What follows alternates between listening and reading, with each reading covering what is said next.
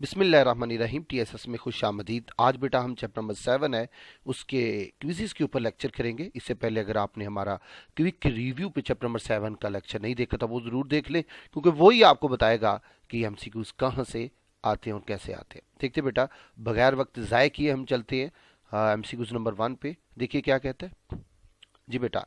MCQs number 1 पे हमें कह रहा है कि जी बेटा, एमसीक्यूज नंबर 1 में क्या है, n different subjects taken all at a time can be arranged in. तो बेटा अगर आपको पता है कि आपके पास होता है जी एनपीआर। क्या होता है बेटा? एनपीआर। मैं थिकनेस ज्यादा कर देता हूं। आपके पास होता है बेटा एनपीआर होता है। एन आपके पास यहाँ पे टोटल नंबर ऑफ ऑब्जेक्ट है और आर जो है वो taken r at a time होता है, यानी एट अ टाइम आप कितने ले रहे हैं। तो यहाँ बेटा आल एट अ टाइम ले रहे हैं, यानी यहाँ पे n is equal to r है। तो जब n is equal to r हो तो आप लिख लेते हैं जी आर की जगह पे एन ही लिखेंगे, एन पी एन। तो एन पी एन क्या होता है? असल में वो एन फैक्टोरियल होता है। कैसे भला एन फैक्टोरियल होता है? देखिए इसका फार्मूला क्या होता है। इसका फार्मूला होता है ऊपर वाले का फैक्टोरियल, ऊपर वाला एन, नीचे वाले का फैक्टोरियल। यहाँ पे यही लगाइए। ये देखिए ऊपर वाला एन, नीचे वाला ऊपर वाला माइनस नीचे वाले का फैक्टोरियल। ये आ गया एन फैक्टोरियल, नीचे जीरो का फैक्टोरियल। जीरो फैक्टोरियल बेटा 1 होता है। हमारे पास एन फैक्टोरियल, जीरो फैक्टोरियल 1, यानी एन फैक्टोरियल। देखिए ये इसके इक्वल आ गया। तो option C will be correct. Next चलते हैं हम। नेक्स्ट बेटा हमें क्या कहता है वो देखिए। नेक्स्ट बेटा हमें कह रहा है ये, नेक्स्ट कह रहा है बेटा कि n P n is equal to. तो बेटा ये तो हमने पहले भी पढ़ लिया कि एन पी एन जो होता है वो असल में एन फैक्टोरियल के इक्वल होता है। Option A will be correct. Next बेटा चलते हैं।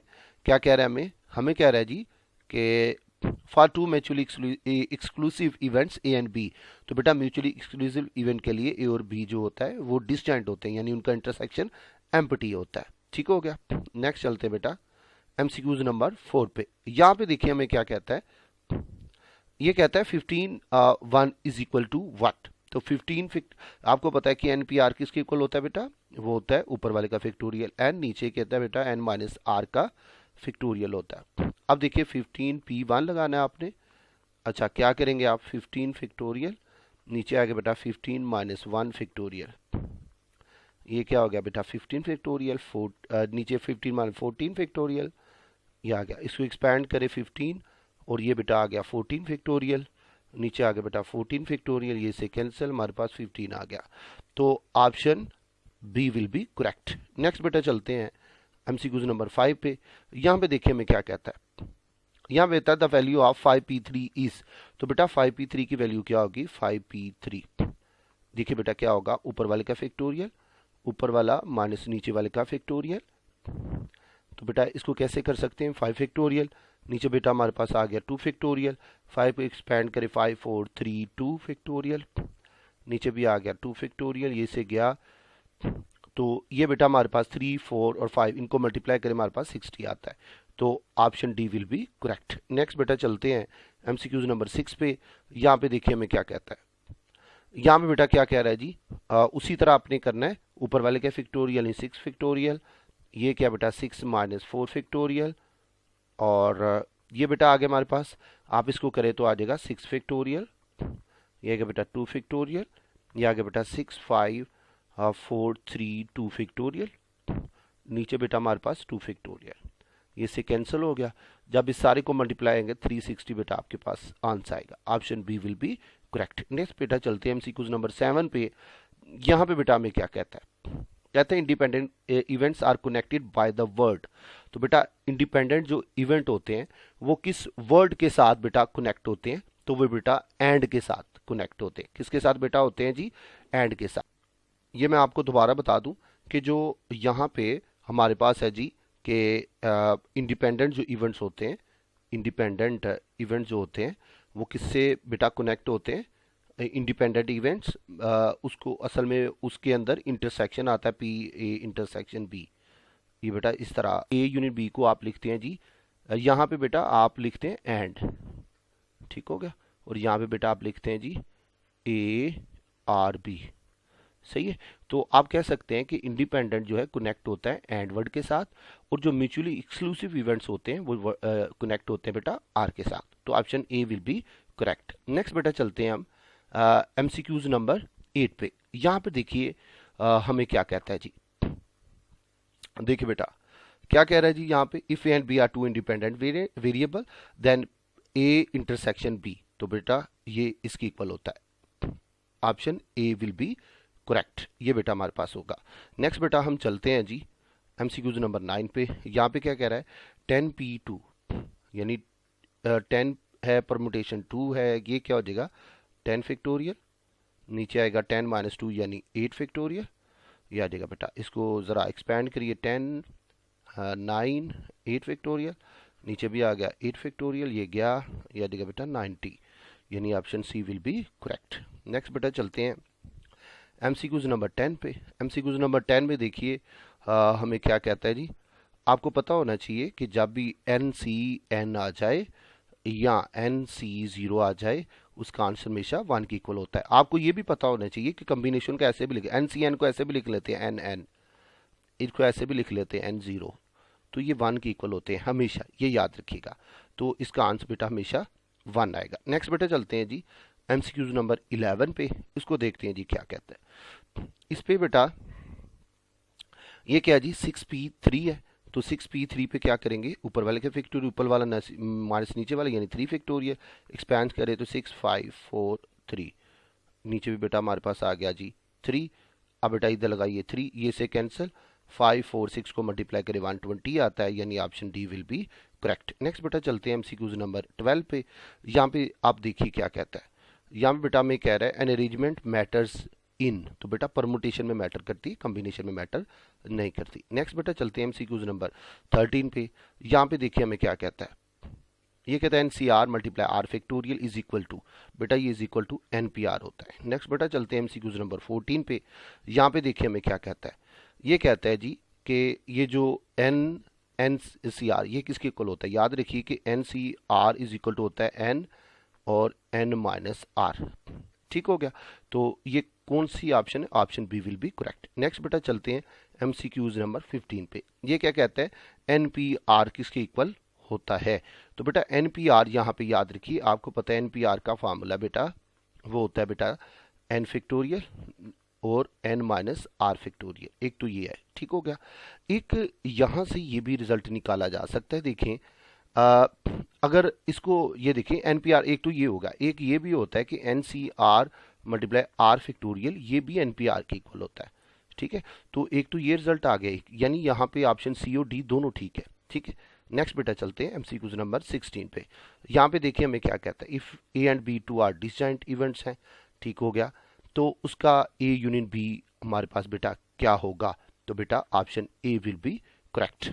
अगर तो ये डिसजॉइंट नहीं होते तो फिर क्या होना था, फिर होना था बेटा P, ये देखिए P A probability of A union B है, आप B कर लें, तो इसको ऐसे भी लिख लेते हैं A यूनियन B, अच्छा, और इसको कैसे लिखेंगे, probability of A plus probability of B, ये बेटा हमारे पास option A will be correct. Next बेटा चलते हैं एमसीक्यूज नंबर 17 पे। यहाँ पे देखिए हमें क्या कहता है, यहाँ बेटा क्या कहता है, there are 5 green and 3 red balls in a box, one ball is taken out and probability that ball drawn is yellow।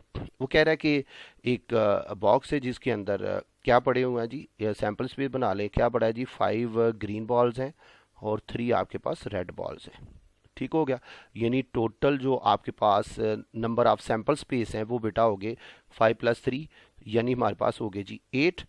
अच्छा, ये आगे अब देखिए बेटा हमने क्या देखना, प्रॉबिलिटी देखना है कि येलो हो, तो देखिए आपके पास बॉक्स के अंदर तो ग्रीन और रेड बॉल्स हैं, इसका मतलब है आपके पास जो इवेंट है ये येलो बॉल्स का वो 0 है, एम्प्टी है, इसका मतलब number of element in event A वो 0 है।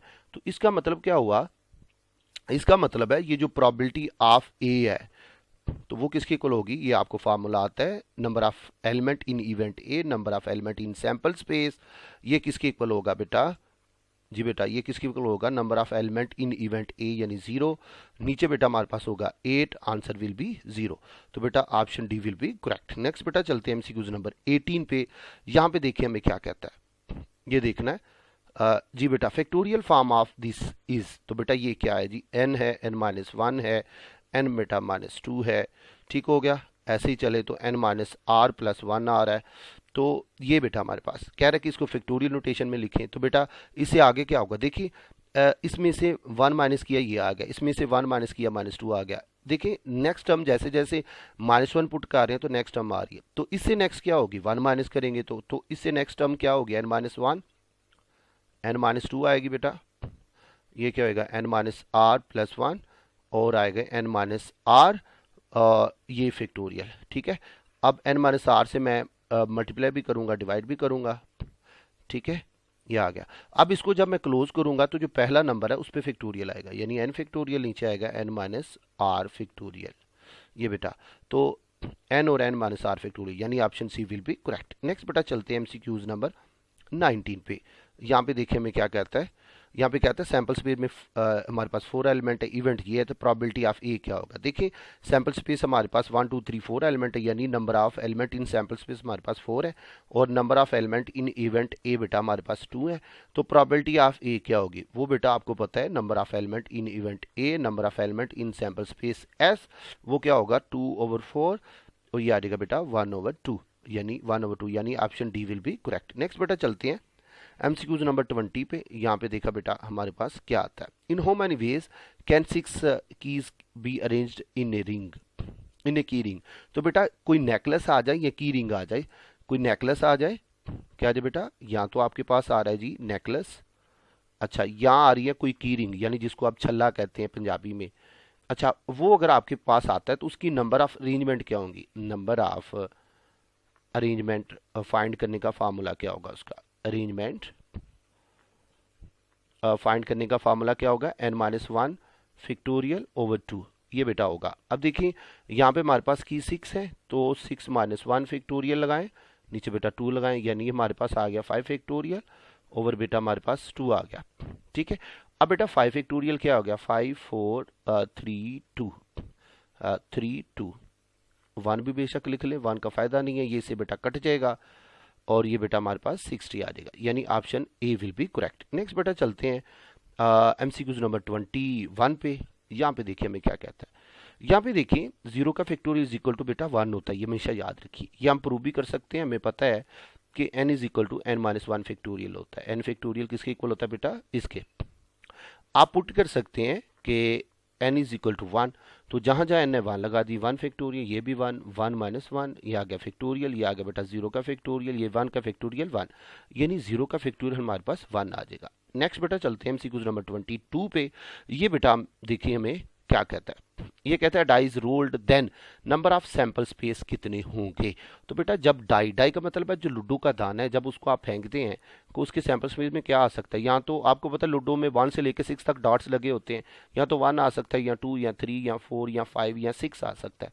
तो इसमें जो मैक्सिमम जो नंबर है वो तो बेटा 6 आ सकते हैं, तो सैंपल स्पेस में 6 एलिमेंट आएंगे। नेक्स्ट बेटा चलते हैं एमसीक्यूज नंबर 23 पे।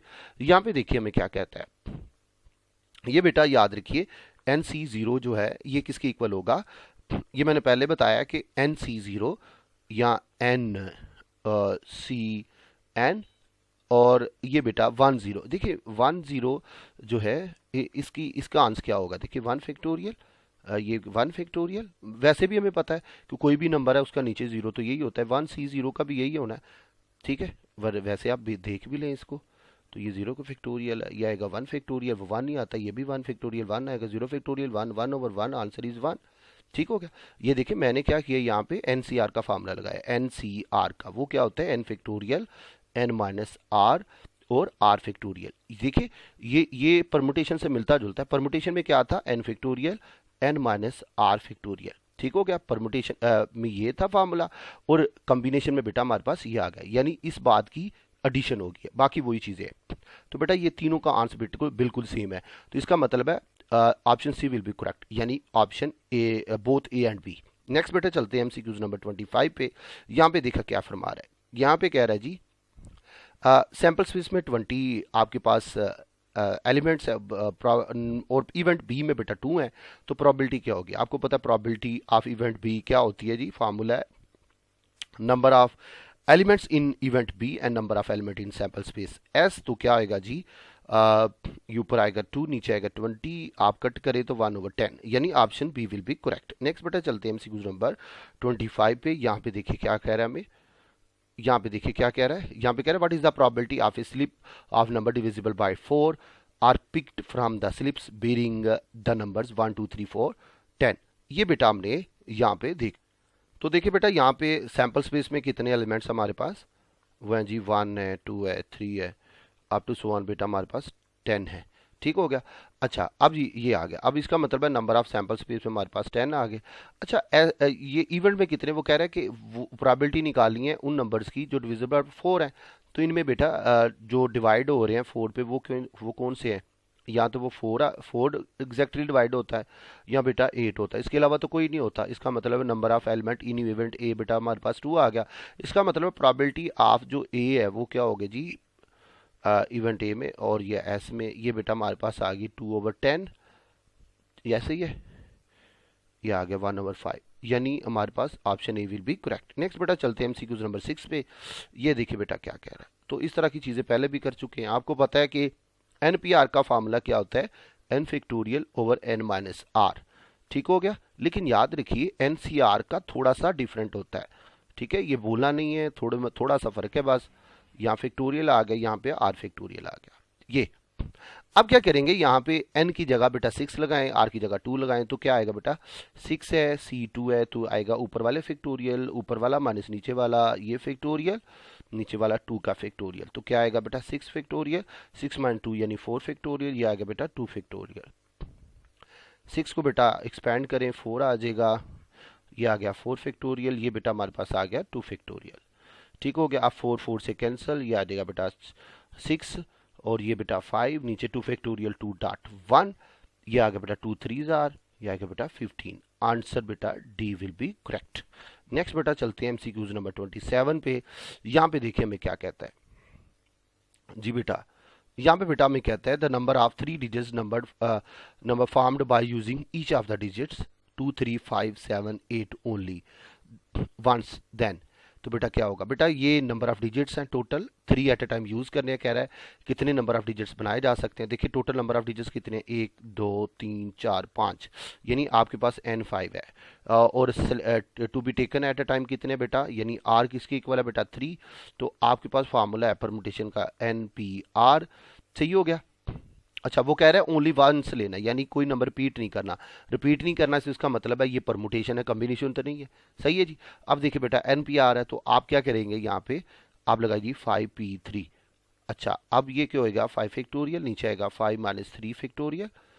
अच्छा नीचे बेटा क्या आ गया, ये आ गया, ठीक है ना, ये आ गया बेटा 5 फैक्टोरियल, नीचे आ गया बेटा 2 फैक्टोरियल, शाबाश एक्सपैंड करें 5 4 3 2, ये आएगा बेटा 2 फैक्टोरियल, 4 3s आर 12 और 12 को 5 से करें तो 60 आता है, तो यानी option C will be correct. Next बेटा चलते हैं एमसीक्यूज नंबर 28 पे।